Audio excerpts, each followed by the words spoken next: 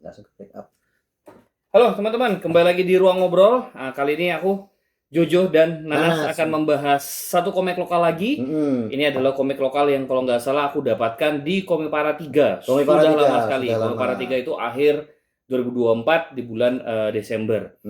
Desember ya? Oh iya, Desember, udah lama banget. Ya, gitu. ya. Nah, ini aja udah 2026. Nah, judul komik yang kita bahas ini adalah Yogyakarta Spoorwegen. Nah, ini ada judulnya ditulis dalam bahasa Belanda dan ada subjudulnya juga Jalur Kereta Yogyakarta. Ya. Setelah aku googling ternyata Yogyakarta Spoorwegen itu artinya ya jalur kereta di Yogyakarta. Oh, Jadi ini cuma subjudulnya itu terjemahan dari betul dari judulnya. Oh, berarti kayak Kimetsu no Yaiba Demon Slayer. Enggak, itu dua hal berbeda sih. Itu dua hal berbeda. Dua hal berbeda. Ini kan direct translation. Oke. Terjemahan langsung. Nah, seperti yang kita lihat di judulnya ini, teman-teman, komik ini itu membahas soal jalur kereta api yang ada di Yogyakarta. Betul. Kayak gitu. Nah, walaupun judulnya kayak gitu, ini bukan itu ya, Nas ya, bukan istilahnya komik yang cuma sekedar menginfokan ya. Betul. Terlebih ini juga teman-teman, ini adalah produk, kalau nggak salah produk tugas akhir. Oh, TA. Kayak Tuaga berarti. Iya, karyanya Mbak Fauzia Salma. Gitu. Jadi kayak Tuaga ya. Apalagi karya tugas akhir di sini. Disabilitas apa? Disabilitas melalui lensa komik, cerita kayak gitu lah. Cuma kan mungkin bedanya adalah judul-judul tadi itu selain Tuaga ya, kayak disabilitas dan komik disabilitas dalam lensa komik dan komik apa? Teh punya cerita. Oh, Teh punya cerita. Oh iya, kan, iya, benar. Memang komik, bentuknya komik. Komik. Tapi kan penyampaiannya tidak cerita fiksi. Ya. Nah, ini startnya tuh angle cerita itu pembawaannya kayak fiksi. Gitu. Ya. Dan kenapa kok bisa kayak gitu? Karena pemilihan tokoh utamanya, Mas. Betul. Ini dia punya tokoh utama yang menjadi sentral ceritanya. Nah, tokoh utamanya adalah Adam siapa? Pak Adam Ludwig kalau nggak salah. Aku nggak tahu pelafalan bahasa Belandanya ya. Kayak Ludwig, Pak Ludwig. Ada Pak Adam Ludwig. Dan dia profesinya di sini tuh sebagai fotografer gitu loh, yang tugasnya tuh mengabadikan tempat-tempat bukan bersejarah sih. Ya pokoknya mengabadikan tempat aja gitu. Dan kebetulan di waktu itu kan profesi fotografer itu memang selangkah itu kan. Karena pengambilan foto kan memang susah itu. Kayak zaman sekarang gitu dengan jepret gitu, itu dia. Nah, dan melalui lensa kameranya Pak Adam ini kita kemudian belajar soal sejarah kereta api di Yogyakarta. Dan spesifik Yogyakarta ya. Spesifik di Yogyakarta kayak gitu spesifik karena kan ya banyak banget ya rel-rel di tempat lain kayak gitu. Nah, dari situ juga ternyata cerita itu berkembang gitu. Dari lensanya Pak Adam itu kita ngelihat bahwa yang dibahas di sini tuh nggak cuma sekedar rel kereta api ternyata Mas ya. Benar. Ini juga ngomongin soal kehidupan rakyat jelajah juga. Iya. Terutama dari kelasnya itu loh. Kelas gerbongnya. Nah, itu dia.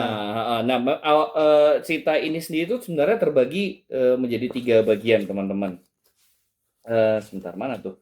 Bagian pertama tuh Yogyakarta, yang kedua bagian kedua aku nggak tahu cara pelafalan gimana. Swiker Fabrik. Iya. Pabrik gula seperti artinya. Yang ketiga sepanjang rel dan yang keempat jalur terakhir. Nah, dinaikin dikit ini kelihatan. Nah, itu ya teman-teman ya. Kayak ke mirror deh, tapi udahlah. Udah enggak apa-apa. Kayak gitu. Nah, di komik ini kemudian pertama kita tuh diperlihatkan kayak gitu, ditunjukkan soal gimana rel kereta api yang di Yogyakarta itu ternyata dikelola oleh dua perusahaan berbeda gitu. Ada perusahaan swasta, ada perusahaan dalam negeri. Ya itu kayak kalau sekarang tuh KAI lah ya. Ternyata Belanda tuh ada kayak gitu dulu. Cuma yang satunya punya negara, satunya punya swasta. Dan menariknya juga yang kami dapat dari sini adalah kereta api itu ternyata sejarahnya perkembangan rel kereta api di Jogja dan juga pada akhirnya di Pulau Jawa Pulau Jawa terutama. Itu tuh bukan dibuat untuk transportasi umum. Dia dibuat untuk dibuat untuk istilahnya alat angkut untuk mengangkut hasil bumi. Astagfirullah. Aku mohon maaf ya, hasil bumi. Hasil bumi seperti tebu. Spesifiknya tebu karena di latar cerita ini ceritakan juga bahwa industri tebu dan gula di Yogyakarta itu memang lagi kencang-kencangnya. Lagi kencang-kencang. Dan latarnya itu kalau nggak salah di akhir 1800-an menuju 1900-an awal kalau nggak salah. Zaman pemerintahnya kan ya Hamengkubuwono ke-7 gitu. Apalagi Nas? Nah, kalau aku sih ya itu pertama ya dia juga nunjukin pertama ya menunjukin soal strata sosial melalui gerbong-gerbongnya. Kemudian dia komik ini juga menawarkan detail-detail informasi. Gitu. Nah, informasi seperti apa tuh, Nas? Ya kan sejarah-sejarah perkereta apian kayak di sampulnya sendiri kan ada gambar karcisnya tuh. Mungkin anak kereta zaman 2008 ke bawah itu pasti familiar sama karcis yang modelnya kayak gini. Yang bukan tiket panjang ini. Ya kan? Aku nggak ngalamin, saya nggak tahu. Oh iya. Lo jenengan bukan anak kereta toh? Iya kan udah kesini udah kereta udah lebih baik. Iya. Nah itu dia. Kan kayak nostalgia banget gitu sama bentuk karcisnya. Dan ternyata karcisnya zaman dulu tuh bentuknya seperti ini gitu loh. Ini benar-benar banyak detail-detail informasi lah yang kita dapatkan gitu loh. Dan seperti yang udah dijelaskan sama Mas Jojo, dia tuh bobot ceritanya tuh tetap ada, tapi lebih fokus ke nyeritain informasi-informasi seputar perkereta apian yang ada di Yogyakarta. Nah, terkait tadi Nana kan juga sempat mention ya soal gambaran mengenai kelas sosial yang ada di sini gitu. Ya walaupun komik ini juga mengatakan bahwa kereta api itu juga membawa kemajuan ekonomi, memberikan peluang-peluang terhadap rakyat secara umum, menjadi penghubung orang dari berbagai tempat. Ternyata kehidupan orang zaman dulu ya seperti kita tahu ya di era kolonial itu tidak lepas dari diskriminasi kelas sosial. Gitu. Mau bagaimanapun di era kolonial di Yogyakarta kasta teratas itu ya bisa dibilang pertama orang Belanda sendiri. Orang Belanda dan juga ada dari mungkin keluarga keraton. Terus yang kelas 2 itu kan ada orang tidak di-mention di sini tapi kalau di pelajaran sejarah itu kan ada saudagar kan orang Tiongkok, orang Arab. Terus yang paling bawah itu adalah rakyat jelata ya kita bisa bilang ya orang Jogja, orang buruh. Orang Jogja gitu, orang Jawa, orang lokalnya kayak gitu dan itu juga menjadi isu yang disinggung di sini kayak gitu karena memang diceritakan juga di sini ya itu ada tidak semua kalangan masyarakat itu bisa naik di gerbong yang sama. Betul. Gitu. Jadi dan gerbong itu bukan karena ada kelas eksekutif, kelas ekonomi premium enggak ya. Itu dibagi berdasarkan kelas sosial, warna kulit. Iya. Bener juga bener. Gitu. Rasial, iya bener sih. Rasial gitu. Jadi intinya menarik lah. Ini kita ternyata surprise juga buat aku yang asalnya dari Kalimantan ya teman-teman aku nggak tahu Nanas seperti apa. Nanti Nanas bisa nambahin. Kalau aku yang dari Kalimantan tuh juga surprise gitu loh ketika membaca ini tuh dapat info ternyata perkembangan rel kereta api di Jawa, terutama di Yogyakarta itu peruntukan seperti itu loh. Bener. Kayak gitu. Dan itu juga sekaligus menegaskan soal rel kereta yang terbengkalai yang ada di sepanjang Jalan Bantul. Iya, salah satunya. Dan di tempat-tempat di Jogja yang lain juga kan. Ada bekas-bekas jembatan yang rel kereta api.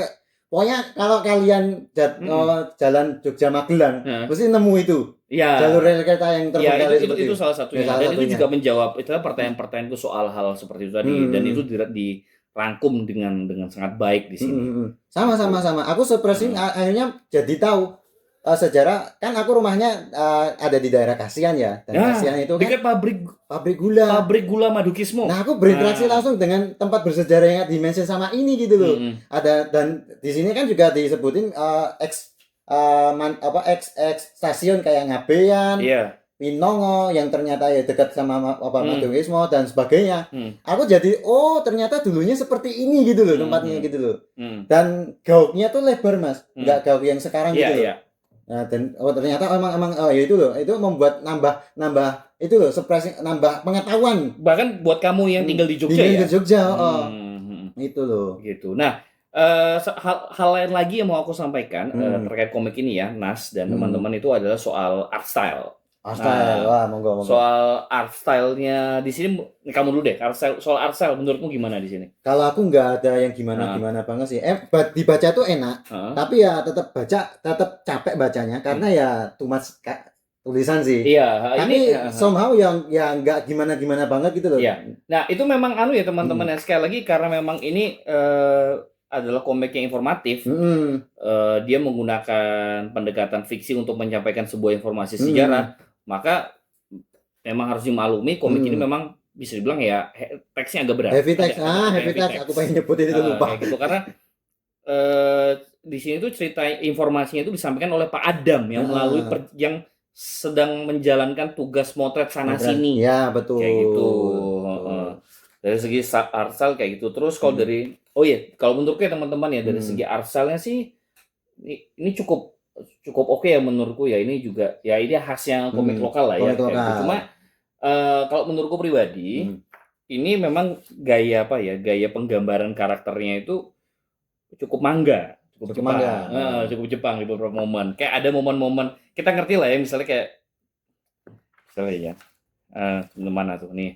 Ada momen-momen karakter tiba-tiba muncul dari belakang langsung tiba-tiba storytelling ceritanya. Storytelling karakter tiba-tiba muncul langsung kemudian menceritakan sesuatu saling menyapa itu kan ya storytellingnya mangga banget ya gitu ya kan. Jadi kalau misalnya memang teman-teman into dengan storytelling visual yang gaya manga kayak gitu, gaya Jepang, aku pikir teman-teman di sini juga akan cocok. Sama satu lagi sih menurutku ini juga sedikit kritikku ya terhadap terhadap komik ini. Yang sebenarnya ini sayang banget kayak gitu kalau misalnya dilewatkan. Kalau seandainya ini mau dicetak ulang ya. Oh ya. Nah, ada teks-teksnya itu yang kecil. Fontnya kayak gitu. Jadi iya bener juga sih. Nanas mungkin masih bisa lihat, masih bisa baca. Cuma mungkin buat orang-orang lain yang punya kendala visual, ya nggak bisa ngeliat tulisan-tulisan kecil ini agak PR sih. Agak PR. Padahal ukurannya selebar ini ya. Padahal komiknya ini nggak kecil loh teman-teman, ini nggak kecil ukurannya gitu. Bahkan A5 lah. Kurang A5 itu bahkan ini lebih lebar daripada fisika komik-komik. Ya dari MNC lah. MNC atau LX gitu ya. Katakanlah kayak gini loh. Nah, langsung ada perbandingannya. Nah, gitu. Jadi sayang gitu. Karena informasi di sini kan bagus-bagus ya. Informatif banget lah. Sayang kalau misalnya teksnya itu kecil-kecil gitu. Ini ada juga nih perangko-perangkonya gini. Ya, benar. Itu aja sih aku. Aku nggak ada kendala sih kan. Iya. Aku baca aja dan menyenangkan banget. Dan jadi nambah pengetahuan. Iya. Apalagi kan aku anak kereta ya. Aku seneng banget sama kereta. Jadi kayak ternyata sejarah keretanya kayak gini. Ternyata Jogja itu emang diperuntukkan sebagai sentral. Betul. Nah, untuk Pulau Jawa bagian selatan. Ya. Kalau utara kan jelas Semarang. Gitu. Oke lah ini ceritanya teman-teman. Perjalanan yang menarik dari seorang fotografer Hindia Belanda, Pak Adam, dari awal sampai akhir, dan dari perjalanan beliau kita juga melihat gimana kemudian aspek-aspek perkeretaapian yang ada di Jogja, terutama di era kolonial di tahun 1800 akhir sampai 1900-an awal. Dan juga kita diperlihatkan dinamika sosial yang ada di zaman itu. Iya, jadi ada burunya. Iya. Menir ya. Iya, menir. Ini lebih dari kereta api. Ini kereta api orang-orang dan kondisi sosial dan juga sejarah yang ada di sekitarnya. Oke, itu aja teman-teman dari kita ya soal Yogyakarta Spurwagon.